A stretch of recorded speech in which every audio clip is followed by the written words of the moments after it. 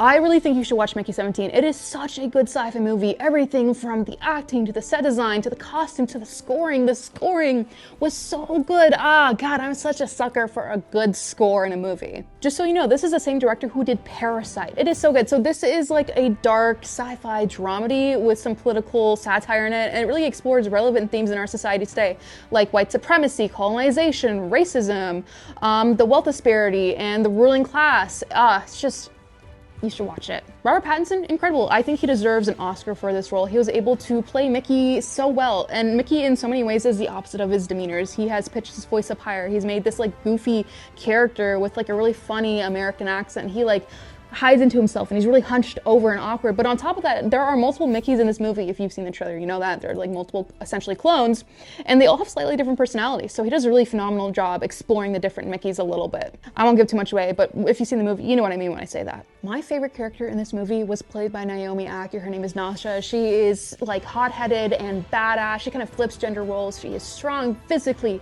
and mentally and technically skilled, but also shows the importance of compassion. So originally I gave this a 10 out of 10, but going back and seeing it a second time, I'd say give it like a 9, 9.5 out of 10. It's not a perfect movie, but it is a near perfect movie. There are a couple notes. Mark Ruffalo's performance wasn't my favorite, though I think he's really talented and great. Just his decisions weren't the decisions that I wanted in the movie, if that makes sense. It's not his fault. Just actors make decisions, and sometimes I like them, sometimes I don't. That doesn't mean he's not talented or anything. Toni Collette is in this movie, and she plays like this type of nonchalant, careless evil so well. I feel like we kind of all know an archetype of her. Oh God, just trust me on this. Watch the movie. It is so worth it. But what is this movie about? Well, I'm going to give you the plot without giving too much away. So this takes place in the not so distant future. Earth is not in a good shape, and people are trying to get off planet and find other planets to colonize. Now this follows Mickey Barnes, who is desperate to get off Earth. He doesn't have any employable skills really, so the one way that he finds to get off Earth is to sign up to be an expendable. Nobody's really signing up to be an expendable, if anybody at all. So it's a one-way ticket off Earth, and it's guaranteed. An expendable is pretty much a guinea pig, a human guinea pig, somebody who is killed and experimented on to further scientific development, stuff like finding vaccines and seeing like how long it takes for radiation to kill somebody.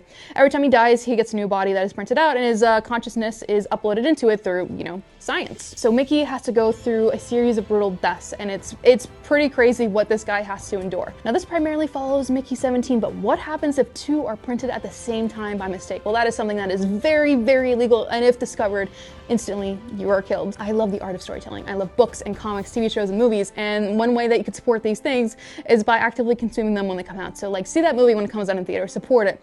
Buy that new comic when it drops, you know, help those writers. Get a library card, read more books. That's all I'm saying. Let's support this project, and yeah, thanks for listening to my rant. It was like a movie. I really liked it.